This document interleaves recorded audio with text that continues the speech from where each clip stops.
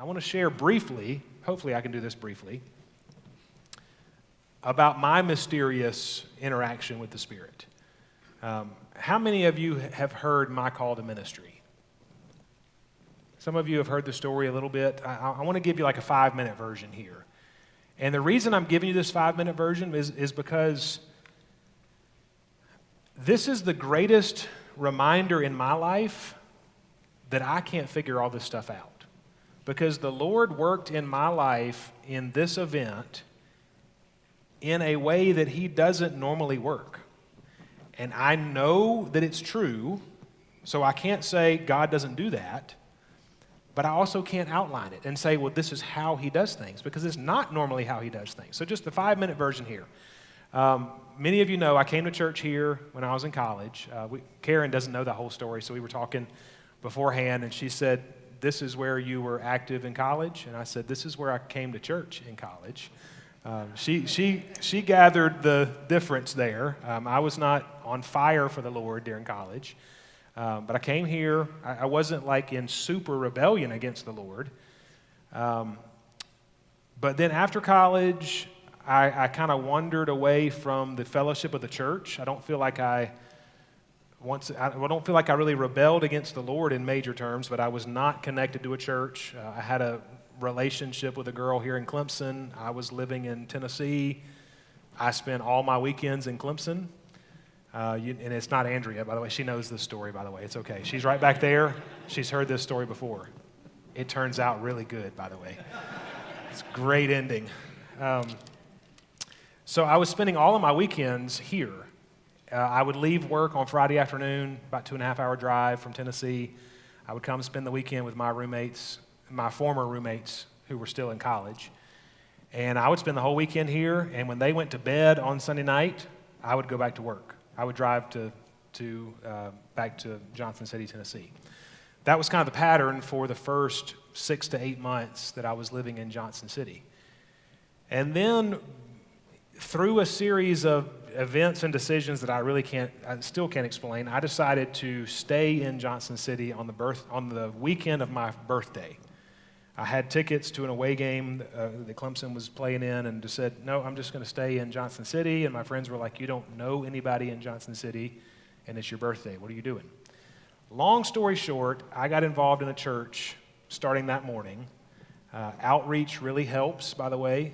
Connections really do make a difference. My life is different today, eternally, because of 2 or 3 people in the single adult Sunday school class that showed up at my door later that night to bring me a cupcake, because they noticed on my Sunday school information thing that it was my birthday. And so that became a group of friends for me that lasted for 3 years, the whole time I was there. I got involved in that church. It was the first time that I'd ever been in a church that the pastor didn't know my dad and nobody knew my brothers, which was very refreshing for me. I really enjoyed that, so I got to just kind of be involved and serve. I worked in Mission Friends. That was my first ministry role. You know what Mission Friends is? It's like the precursor. It's like preschool to RAs and GAs. It's like RAs and GAs for like 3 and 4-year-olds. So that was my first ministry calling. I worked in Mission Friends and loved it. Got involved in a vocal group, was singing. Through the vocal group, I started working a little bit with the youth, singing with them in the youth choir. And then all of that, one of the ministers of the church, as you can tell by now, you're not getting the 5-minute version, so oh well. One of the ministers at the church asked me to coordinate a single adult Bible study.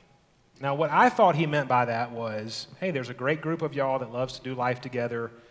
You get them together, and I'll teach them Bible study. So I said, hey, that's good. We like playing softball together. We'll study the Bible together too. So we got together on a Tuesday night. He led us through a Bible study, and at the end of the Bible study that night, he said, Ryan's going to take over. He's going to start teaching this Bible study. And I looked at him with eyes like this big. I was like, I don't teach Bible study. What are you talking about? I'd led one Bible study in my life. It was a freshman Bible study at Clemson through FCA my sophomore year. Did not feel like I did a good job with it. And so I was like, no, I don't do that. Sorry. He's like, y'all will figure it out. You know, y'all can take turns if you need to, but you'll be fine.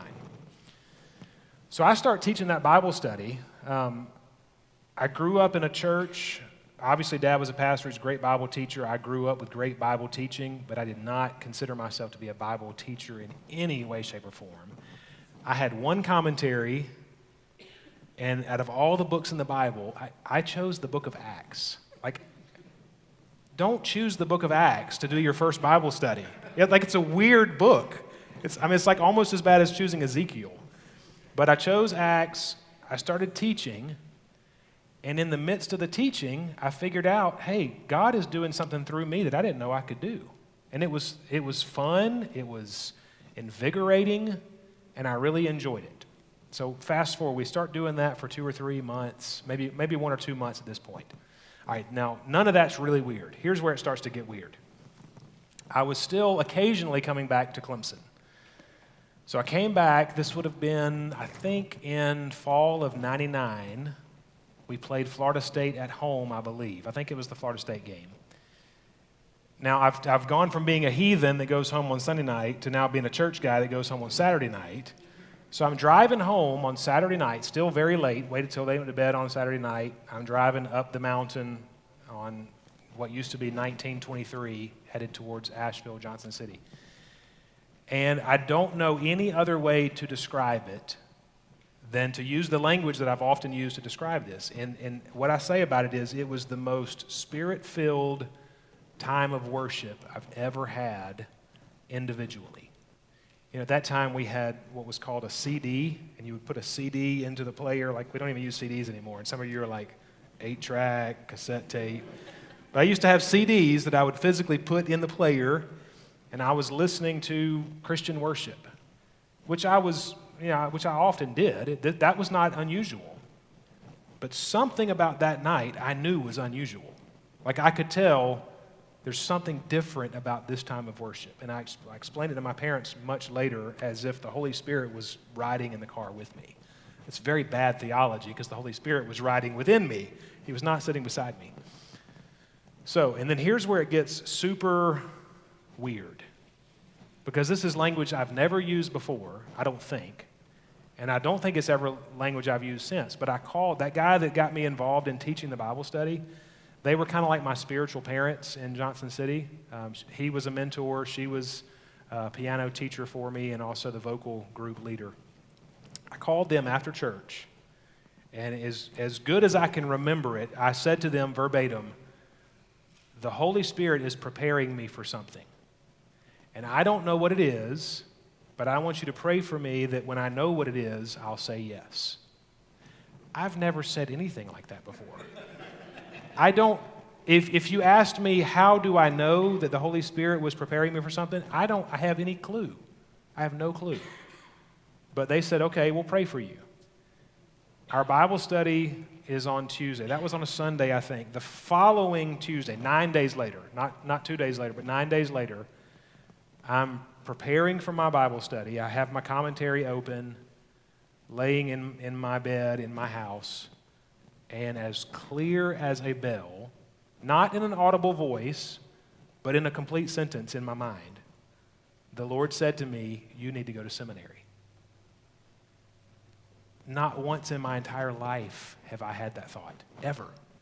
Now, I grew up the son of a pastor, and I loved church, but ministry was never on my radar, ever. Like, my dad thought he was running from ministry from like 16 to 23. I had no sense of God calling me to ministry until those 2 weeks. So I closed my commentary. I said, Lord, I just bought a house, as if I'm informing him. I'm like, Lord, this is not very convenient at the moment. I just bought a house. I sat up, but there was a peace in my spirit about that. So I called my parents that night, and I shared with them the whole story. And I said, you might want to sit down about this part. And I said, I really feel like I'm supposed to go to seminary. And they said, well, we were wondering when you were going to figure that out. It's like, we've had that inkling for quite a while now. I was like, I could have used that when I was doing simulation labs and engineering and staying up all night in that one class that I studied for. I had no clue, and yet they weren't surprised, And then the last little eerie thing that really was confirmation. I went to my local pastor the next day and set up an appointment with him. Didn't know him real well. I mean, I was just kind of a single guy in the church. This is a bigger church. But he took my appointment, and I remember going into his office and sharing with him the story. And I said, here we are. I think it was September or October by this point. And I said, I'm going to go to seminary. I've already decided that. But I'm not going to go until next August because I don't want to start in the middle of a year. So I'm going to be here for 9 or 10 more months. And if there's anything that you think I could be doing to help prepare me, or if there are things that I could do to serve the church, I'll be here for 10 months. So just let me know. And then his eyes got like this big. He's like, you're not going to believe this. He said, just last night, we had our first meeting of the Youth Minister Search Committee.